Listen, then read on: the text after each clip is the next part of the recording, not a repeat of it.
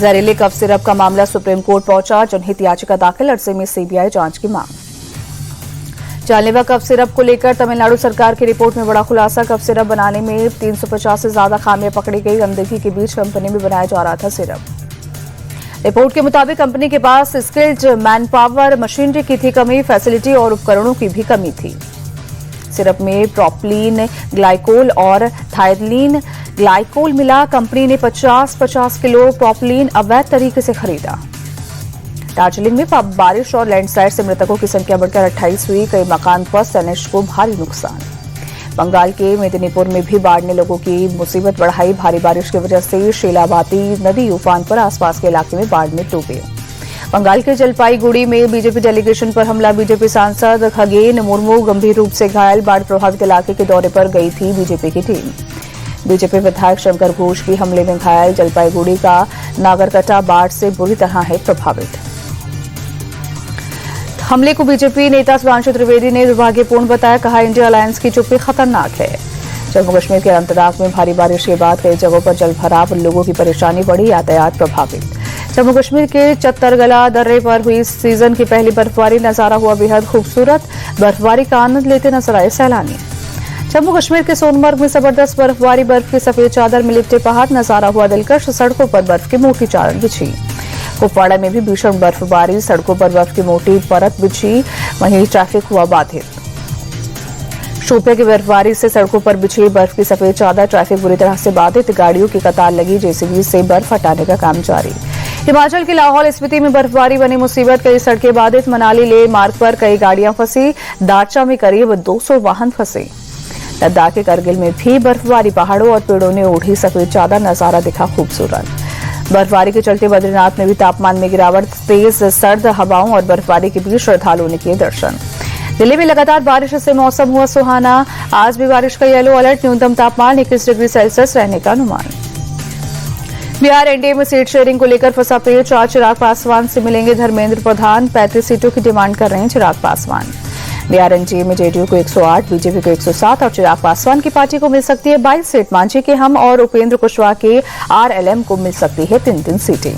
महागठबंधन में भी seat sharing में फंसा है पेच। कांग्रेस कर रही है 78 सीट की डिमांड। कांग्रेस को 48 सीट देने के लिए आरजेडी तैयार। कांग्रेस के उम्मीदवारों का नाम तय करने के लिए सीईसी की 8 अक्टूबर की हो सकती है वर्चुअल मीटिंग। उम्मीदवारों के नाम की पहली लिस्ट पर लगेगी मोहर। चुनाव की तारीखों के ऐलान के साथ ही लालू प्रसाद यादव भी हुए एक्टिव। एक्स पर लिखा 6 और 11 एनडीए 9-11।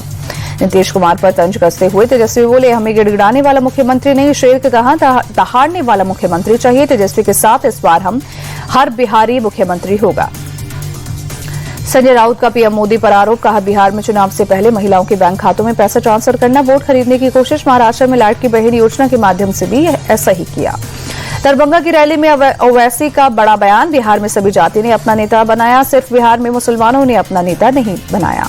प्रशांत किशोर को बिहार में अपनी सरकार बनने का भरोसा। बोले, पिछली बार दोनों गठबंधन को 72% वोट मिले। 28% का बहुत बड़ा वर्ग जनसुराज को वोट देगा।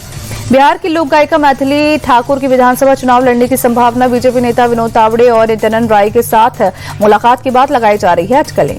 लोक गायिका मैथिली ठाकुर ने इंडिया टीवी के साथ बातचीत में कहा कि मौका मिले तो जरूर लड़ूंगी चुनाव। अब बिहार को पे बैक करने का समय है।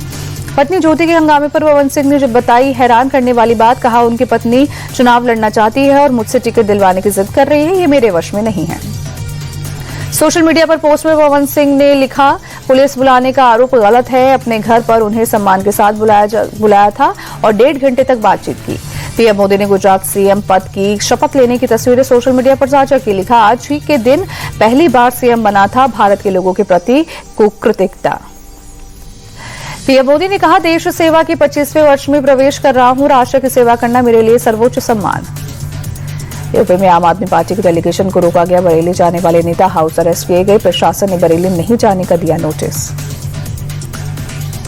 बरेली में तौके रसा के करीबियों पर कार्रवाई जारी। सपा के पूर्व पार्षद वाजिद बेग का बारात घर सील। सपा पार्षद का इलेक्ट्रिक स्कूटी शोरूम भी प्रशासन ने किया सील। कांग्रेस पार्षद का कार गैरेज भी सील। उत्तराखंड में मदरसा बोर्ड हुआ खत्म। अल्पसंख्यक शिक्षा विधेयक को राज्यपाल की मंजूरी। ऐसा करने वाला बना पहला राज्य। ओडिशा के ब्रह्मपुर में बीजेपी नेता पिदवास पंडा की हत्या, अज्ञात हमलावरों ने गोली मारकर अब मौत के घाट उतारा। इलाके में मचा हड़कंप, आरोपी की तलाश में जुटी पुलिस। मुंबई में अभिनेत्री शिल्पा शेट्टी से आर्थिक अपराध शाखा की पूछताछ, 60 करोड़ की कथित धोखाधड़ी मामले में करीब 4 से 5 घंटे तक हुए सवाल जवाब। ईओडब्ल्यू ने शिल्पा से विज्ञापन कंपनी के खातों की जानकारी ली। शिल्पा ने अफसरों को कई दस्तावेज सौंपे। इंग्लैंड दौरे पर चोटिल हुए ऋषभ पंत रणजी ट्रॉफी से कर सकते हैं वापसी। दिल्ली से रणजी खेलने की जताई इच्छा, मेडिकल टीम से मंजूरी का इंतजार। रणजी ट्रॉफी में मुंबई की टीम श्रेयस अय्यर के बिना मैदान पर उतरेगी। पीठ की समस्या के कारण श्रेयस ने क्रिकेट से लिया है ब्रेक।